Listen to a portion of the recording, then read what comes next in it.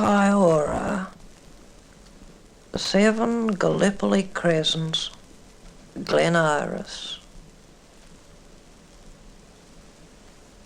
Dear Beryl, by the time this letter reaches you, you will be in the old country.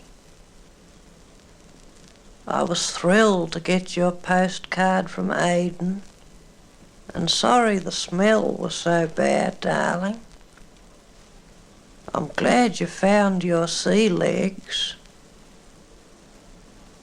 Everyone is asking after you. Yesterday I had a tingle from Nora Manley to see if I'd heard from you yet. I gave her your last news and she asks to be remembered. It's not worth stopping Woman's Day, is it? I told her she could pop round every week and borrow them till you got back. She also wondered if she could borrow the loan of one of your Georgette hires. She's a pretty careful type of person, isn't she? So I said yes. She mentioned it was a pity we couldn't have both gone abroad together. So I told her it's not what you want to do in this life, but what you can afford to do. Money doesn't grow on trees. Besides, I've got plenty to do on the home front to keep me out of mischief. Got my hands pretty full at work at the moment, and the garden gets very thirsty this time of year. You remember we had a card from the McLeods? Well, you remember old Mrs. McLeod, Senior? We met her down at Mordialloc that Christmas. Well, you'll be sorry to hear she fell asleep last Tuesday. She was well on to the 80s, so I suppose you'd say she'd had her life. Also, I'm afraid, my darling, the big Hyder range is a goner. That side of the house was always a bad spot, and last Thursday was an absolute scorcher. When I got home, the place was like an oven, although I always close the Venetians before I take off of a morning. I was out giving the new silver birch a drink the other night, and who should come across the street for a bit of a yarn but Mr. Rust? Well, I've never had very much time for him myself, and you always said you thought she was a bit ordinary. They've never been what you'd call neighbourly, have they? Always kept themselves to themselves. See them in the street and they wouldn't say boo. Anyway, the funny part about it, he seemed quite a reasonable type of chappie. A real family man. His 2 kiddies have gone back to school as brown as berries.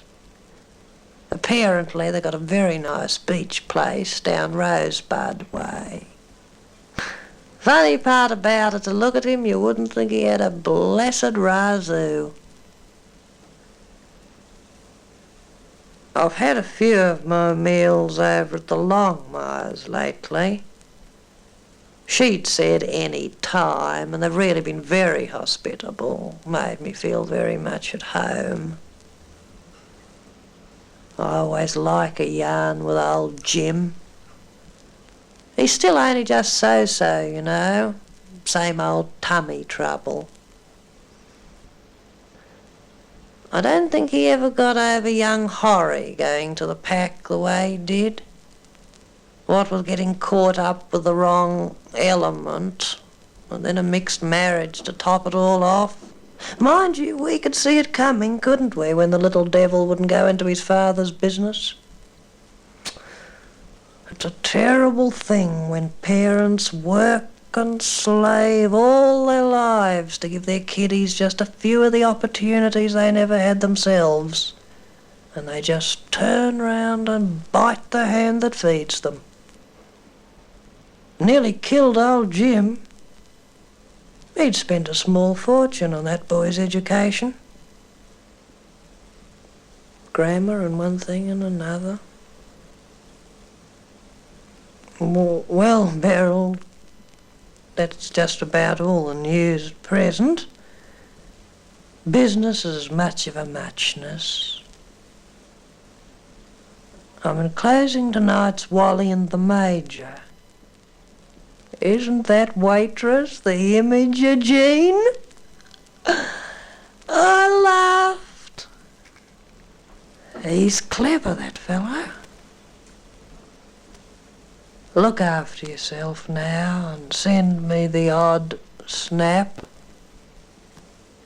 Your ever-loving Sandy. P.S. Vi and Alan Chapman, Mr. and Mrs. Blackett, Bill Leslie, Valda Clissold, Tom and Cheryl Kerr, the Matthews, the Simpsons, and old Miss Warner would all like to be remembered.